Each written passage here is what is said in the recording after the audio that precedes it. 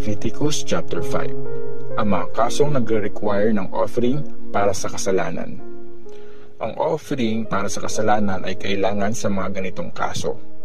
Kung sino man sa inyo ang tawagin para tumestigo sa isang pangyayaring nakita at alam niya, tapos tumanggi siyang tumestigo, dapat siyang parusahan. Kung sino man sa inyo ang nakahawak sa isang bagay na kinoconsider na marumi ayon sa ritual, gaya ng patay na hayop, siya ay marumi at guilty sa oras na ma-realize niya ang ginawa niya. Kung sino man sa inyo ang nakahawak sa anumang bagay na galing sa tao at kinoconsider yun na marumi ayon sa ritual, guilty siya sa oras na ma-realize niya ang ginawa niya. Kung sino man sa inyo ang gumawa ng kahit anong vow nang di pinag-iisipan, guilty siya sa oras na ma-realize niya ang ginawa niya. Kung na-realize niya na guilty siya sa alinman sa mga ito, dapat aminin niya ang kasalanang ginawa niya.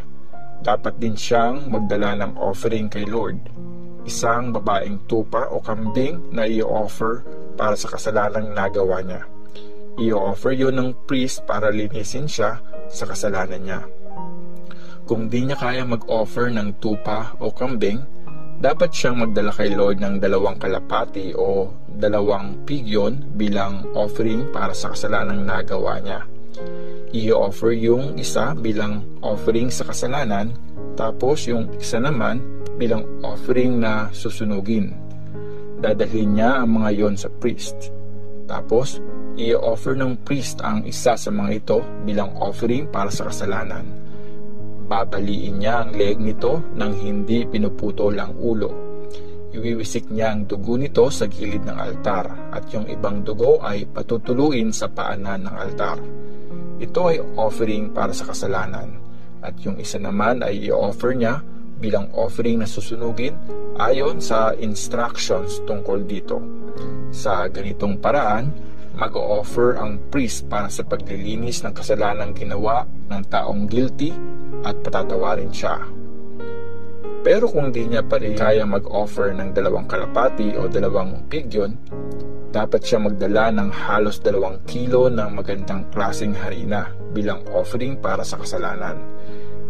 Di niya yun lalagyan ng oil at ng frankincense kasi offering yon para sa kasalanan. Dadalhin niya yon sa priest, tapos kukuha siya ng 1 dakot mula dito bilang offering ng pag-alaala kay Lord. Tapos susunugin yun sa altar kasama ng mga offering na susunugin. Ito ay offering para sa kasalanan. Sa ganitong paraan, mag-o-offer ang priest para sa paglilinis ng kasalanang ginawa ng taong guilty at patatawarin siya. Ang matitira sa harina ay para sa priest, gaya ng sa offering ng butil. Ang mga offering na pambayad sa kasalanan. Sinabi ni Lord kay Moses, kung sino man sa inyo ang makagawa ng kasalanang nang di sinasadya dahil nakalimutan niyang ibigay ang mga nararapat na kabayaran para kay Lord, dapat siyang magdala kay Lord ng dalaking tupa o kambing na walang defect, o kaya katumbas na halaga nito, bilang offering na pambayad sa kasalanan. Dapat bayaran niya yung hindi niya nabayaran nung una at dapat dagdagan niya yun ng 20%. Tapos, ibibigay niya yun sa priest. Mag-o-offer ng lalaking kambing ang priest para sa kanya bilang offering na pambayad sa kasalanan at patatawarin siya. Kung sino man sa inyo ang magkasala ng di sinasadya dahil nilabag niya ang utos ni Lord, guilty siya at dapat siyang parusahan. Dapat siyang magdala sa priest ng lalaking tupa o kambing na walang defect, o kaya yung katumbas na halaga nito, bilang offering na pambayad sa kasalanan. Ang priest ang mag-offer para sa paglilinis ng kasalanang ginawa niya nang di sinasadya at patatawarin siya. Ito ay offering na pambayad sa kasalanang ginawa laban kay Lord. Leviticus chapter 6. Sinabi ni Lord kay Moses, nagkakasala laban kay Lord ang sinumang mag-deny tungkol sa mga bagay na pinatago sa kanya, ang nagnanakaw o nandadaya ng kapwa, ang sinumang mag-deny sa mga napulot na bagay, at tumitestigo para sa isang bagay na di totoo.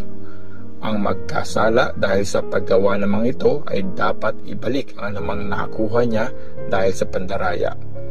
Pag na-prove na guilty siya, dapat bayaran niya ng buo ang may-ari at may dagdag pang 20%. Dapat magdala siya sa priest ng lalaking tupa na walang defect bilang offering na pambayad sa kasalanan. I-offer yun ng priest kay Lord para sa kanya at patatawarin siya sa mga kasalanan niya. Ang mga offering na susunugin ng buo. Sinabi ni Lord kay Moses, "Sabihin mo kay Aaron at sa mga anak niya, ganito ang gagawin niyo sa mga offering na susunugin. Ang offering na sinunog ay dapat iwanan sa altar sa buong magdamag at dapat hindi mamatay ang apoy ng altar. Isusuot ng priest ang mga damit niya na gawa sa lino. Aalisin niya ang mga abo ng sinunog na offering at ilalagay yon sa tabi ng altar.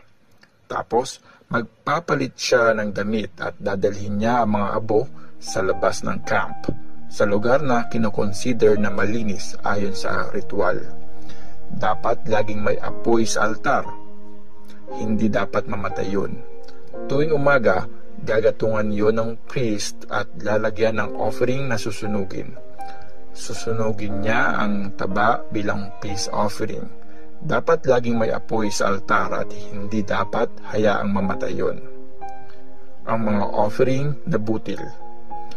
Ganito ang gagawin nyo sa mga offering na butil.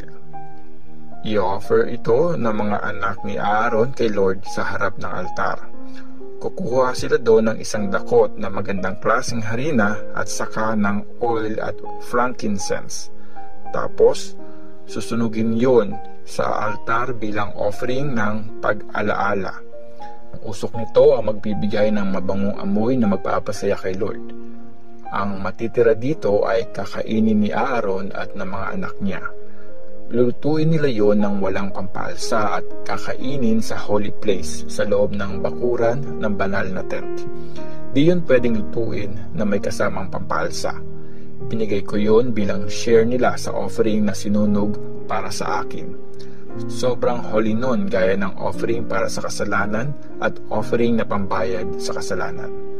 Lahat ng mga lalaking descendants ni Aaron ay pwedeng kumain ito.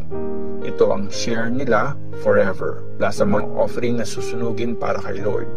Mang dumikit sa mga pagkaing in-offer ay magiging holy. Sinabi pa ni Lord kay Moses, ito ang offering kay Lord na ibibigay ni Aaron at ng mga anak niya kapag sila ay inordain. Halos 2 kilo na magandang klaseng harina bilang offering na pang-araw-araw. Kalahati nito ay i-offer sa umaga at kalahati rin sa gabi. Haluan yon ng oil at lulutuin sa kawali. Tapos, pagpipira-pirasuhin yon at i-offer bilang offering na butil. Ang usok nito ang magbibigay ng mabangong amoy na magpapasaya kay Lord. Forever itong gagawin ng lahat ng descendants ni Aaron na ma-ordain bilang high priest. Dapat sunugin yun lahat-lahat bilang offering para kay Lord. Lahat ng butil na i-offer ng isang priest ay dapat sunugin. Di yun pwedeng kainin. Ang mga offering para sa kasalanan. Sinabi ni Lord kay Moses, sabihin mo kay Aaron at sa mga anak niya, ganito ang gagawin niyo sa mga offering para sa kasalanan. Ang hayop na i-offer para sa kasalanan ay dapat patayin sa harap ni Lord, sa lugar kung saan pinapatay ang hayop na ginagamit sa offering na susunugin. Sobrang holy nito. Pwede itong kainin na nag-offer na priest sa holy place na nasa bakuran ng banal na tent. Ano man ang dumikit sa karne nito ay magiging holy. Kung meron mang damit na matalsikan ng dugo nito, ay dapat labhan sa holy place. Kung sa palayok nilaga ang karne, dapat basagin yung ginamit na palayok. Pero kung sa bronze na lalagyan nito nilaga, dapat kuskusin at hugasang mabuti yung lalagyan. Pwede itong kainin ng sinuman sa mga lalaking galing sa pamilya ng mga priests. Sobrang holy nito. Pero di pwedeng kainin ang offering na para sa kasalanan kung ang dugo nito ay dinala na sa loob ng banal na tent para sa ritual na paglilinis ng kasalanan dapat sunugin ito.